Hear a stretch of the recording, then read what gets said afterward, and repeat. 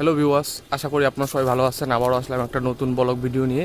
আজকে আমি যাচ্ছি ধান খেতে পানি নিতে এবং আমার হাতে একটা ফল আছে। ফলটার নাম কি অবশ্যই কমেন্ট করে জানাবেন। অনেকেই বলে যে এই ফলটার নাম হচ্ছে আতা, অনেকেই বলে আবার নয়া কাঁঠাল বলে, আবার অনেকেই বলে যে এটা আতা। সো আমি আজকে দুপুরে পানি নিতে যাচ্ছি।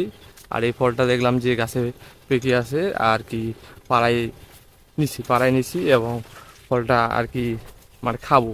ভাবলাম যে পানি নেওয়ার সময় এটা খাবো, তার জন্য নিছি হাতে। এবং আজকে আমি বরেন্দ্র দ্বীপ থেকে পানি নিব।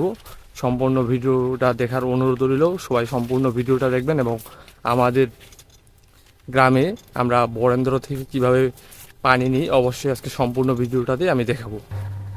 আমরা ডিপের কাছে চলে আসছি এবং এটা হচ্ছে ডিপের ঘর। সো এর আগের ভিডিওটাতে দেখাচ্ছি যে ডিপের ঘর কিরকম।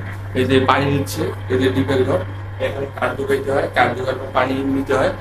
চলতেছে ডিপ এবং কেউ পানি নিচ্ছে, ওনার পরে হয়তো আমাকে নিতে হবে পানি। এবং যেখান থেকে পানি যাচ্ছে আর কি ফুগারগুলাতে, ডিপের ফুগারগুলাতে, ওইটা আমি এই ভিডিওতে দেখাবো আপনাদেরকে। আমি হয়তো এর আগেও দেখেছি যে এখানে মই ছিল, একটা নতুন নহর মই ছিল, তবে ওইটা হারিয়ে গেছে, এই জন্য বাঁশের মই দেওয়া হয়েছে। এবং চড়তে একটু কষ্ট হবে, আমার চড়তে একটু কষ্ট হবে, কারণ এটা হচ্ছে বাঁশের এবং এটাতে চড়তে একটু কষ্ট হবে, এটাই আর কি। আর কারেন্ট চলে গেল, আমি উঠতে উঠতে কারেন্ট চলে গেল।